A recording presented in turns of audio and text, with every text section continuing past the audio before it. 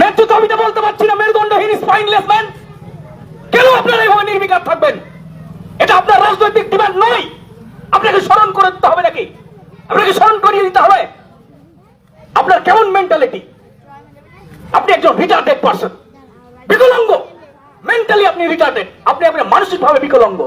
কাবিলপুরের রাস্তা হবে খুব সঙ্গত দাবি, রাজনৈতিক ভাবে আদায় হবে, তারপরেও আপনি সেখানে ব্যর্থ।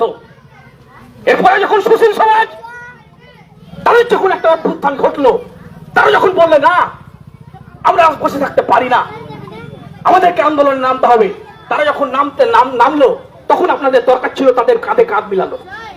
আপনারা যদি দাসত্ব করেন, ইয়েসম্যান হয়ে থাকেন, অসুবিধা তাতে আমার কিছু নাই।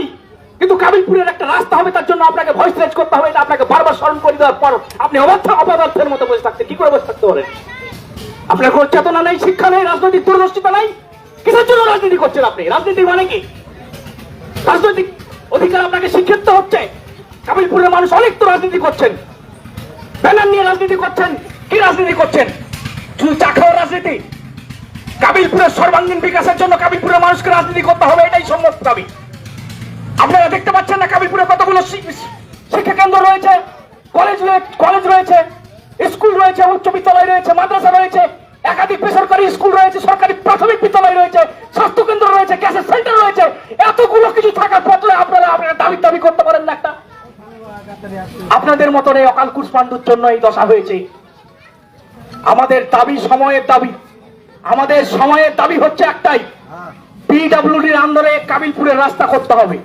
আর না হলে এই আন্দোলন মুভমেন্ট আগামী দিনে আরো বেশি তীব্র হবে। পরিশেষে একটাই কথা বলবো, বিডিও সাহেব বসে বসে দেখছেন এই কার্যকলাপটা, তিনি মজা লিখছেন। He is making actually fun of us. এটা আমরা কিন্তু টলারেট করব না। আপনাকে কিন্তু আপনার কর্তব্য বুঝতে হবে, এটা মাথায় আপনাকে রাখতে হবে। আমাদের টেস্ট নিতে আসছেন না। We are being tested for many years. আমরা অনেকদিন ধরে পরীক্ষিত হচ্ছি। আপনি সেখানে বসে বসে মজাটা দেখছেন।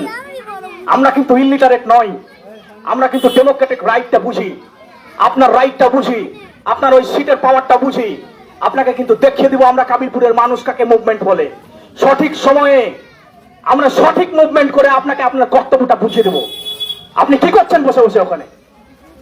আর একটা অপদার্থ এমএলএ সাহেব, তিনি সবসময় চশমা দিয়ে বসে থাকেন। এমপি সাহেব নির্বিকার, তিনি বলছেন কাবিলপুরের রাস্তা আমার প্রথম করে দেওয়ার দায়িত্ব ছিল, কিন্তু তিনি সব ভুলে গেছেন। এই ফরগট অল দিস।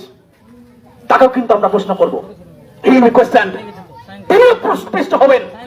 এটাই আমাদের সময়ের দাবি। আমি আজকে এই মোবাইলের মধ্য দিয়ে জানিয়ে চাই, এমপি সাহেব, bear in mind, we are protesting and we will protest for the road under the PWD. ধন্যবাদ ধন্যবাদ হোসেন মোবারককে।